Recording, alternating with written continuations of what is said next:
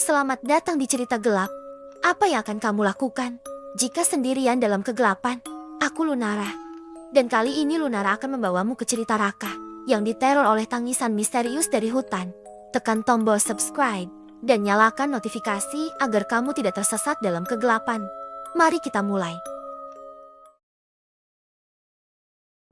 Tangisan di tengah hutan. Suara aneh yang mengancam. Di tengah hutan yang gelap, suara tangisan perempuan menggema.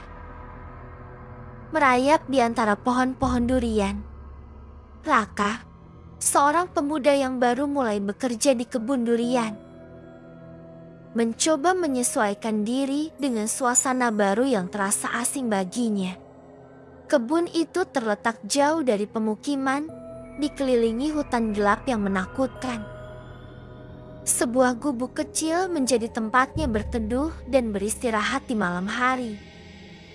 Malam itu, udara terasa begitu dingin, menusuk hingga ke tulang. Keheningan hutan terasa mencekam. Biasanya, suara serangga malam mengisi hutan. Tetapi kali ini hanya ada kesunyian yang menekan. Angin berhembus pelan, namun terasa berat. Seperti membawa sesuatu yang tak terlihat. Setelah selesai patroli pertama, ia kembali ke gubuk dengan niat membuat kopi. Namun, kopi yang tadi ia letakkan di meja hilang. Loh, kok kopinya nggak ada? Gumamnya bingung. Ia mencoba berpikir positif. Mungkin aku lupa taruh. Besok dicek lagi aja, katanya untuk menenangkan diri. Saat sedang asyik bermain ponsel, sesuatu bergerak di belakangnya. Tangan hitam dengan kuku panjang terlihat merayap perlahan mendekat ke bahunya. Raka merasakan keanehan dan langsung menoleh. Namun, tak ada apa-apa. Jantungnya berdegup kencang. Ia merasa ada yang mengawasi.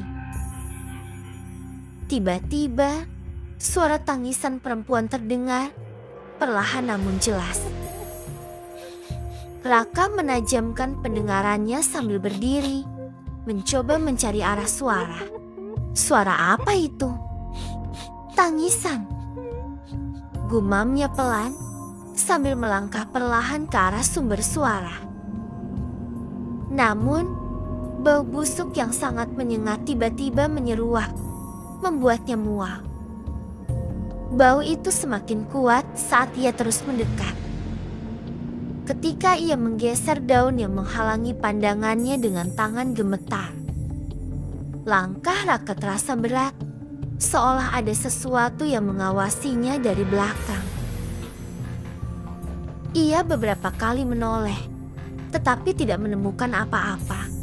Raka merasakan hawa dingin menusuk yang bukan berasal dari angin biasa, melainkan seperti napas seseorang di tengkuknya.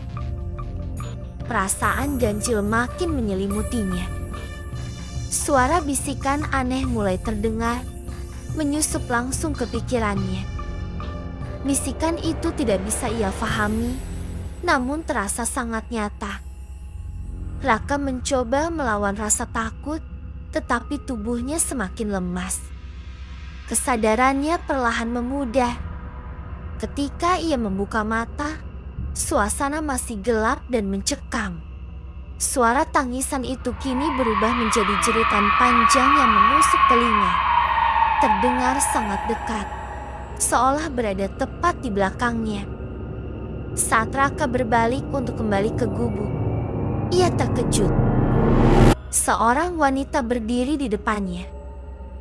Wajah wanita itu hancur, penuh darah. Matanya adalah lubang hitam kosong. Darah mengalir dari pipinya. Dan senyumannya seperti retakan pada cermin. Rambut panjangnya yang kusut menutupi sebagian wajahnya. Ia mendekat perlahan. Tangannya yang hitam dengan kuku tajam terulur ke arah Raka. "Siapa kamu? Mau apa?" "Jangan dekat-dekat," teriak Raka dengan suara gemetar. Tubuhnya kaku oleh rasa takut. Wanita itu terus maju. Tangan yang besar muncul secara tiba-tiba dari dalam tanah. Tangan itu berbulu lebat dengan warna hitam pekat yang tiba-tiba mencengkeram kaki Raka, membuatnya sulit bergerak. Bau busuk yang menyengat semakin pekat. Wanita itu semakin dekat, menangis dengan suara lirih yang memekakan hati. "Tolong aku, jangan tinggalkan aku."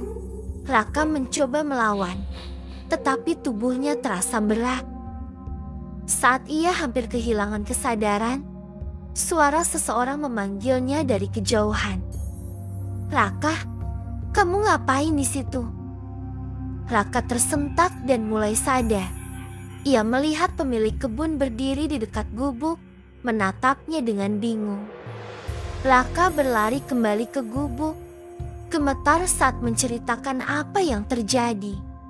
Pemilik kebun hanya tersenyum tipis. "Kamu pasti kecapekan. Itu cuma halusinasi," katanya sambil mengeluarkan bungkus kopi dari saku bajunya dan menyerahkannya pada Raka. "Ini kopimu tadi. Semoga bisa bikin kamu tenang." Setelah pemilik kebun pergi, suasana kembali tenang. Namun, saat Raka duduk di gubuk untuk membuat kopi, suara tangisan itu terdengar lagi. Kali ini, suara itu datang dari belakangnya. Raka berbalik perlahan.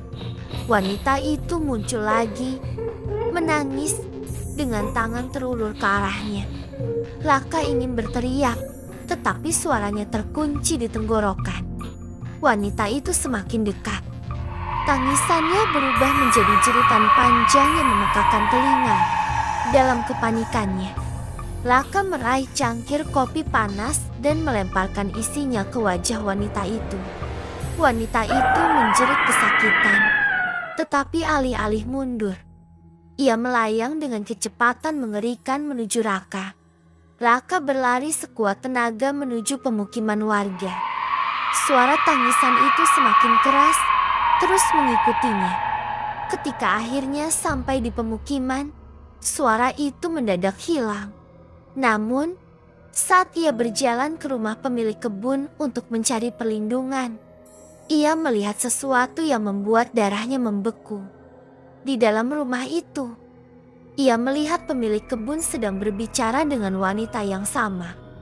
Mereka berdua tersenyum dingin, senyum yang tidak manusiawi.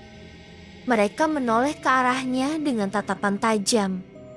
"Kau tidak akan pernah bisa lari dariku," bisik suara yang terdengar di telinganya. Raka tertegun, tubuhnya gemetar. Ketika ia mundur perlahan, ia menyadari sesuatu yang aneh. Bentar, tadi pemilik kebun masih di kebun. Tapi kenapa dia bisa sampai di rumah duluan?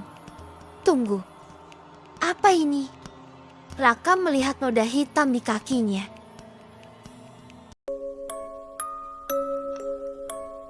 Kegelapan telah membawa kita ke akhir cerita. Tapi kisah ini belum berakhir. Masih banyak rahasia yang belum terungkap. Aku Lunara. Kita akan bertemu lagi di cerita berikutnya. Jangan lupa untuk subscribe agar kalian bisa terlelap dalam kegelapan. Dan nyalakan notifikasi agar kalian tidak tersesat di dalamnya. Sampai jumpa di cerita selanjutnya. Bye-bye.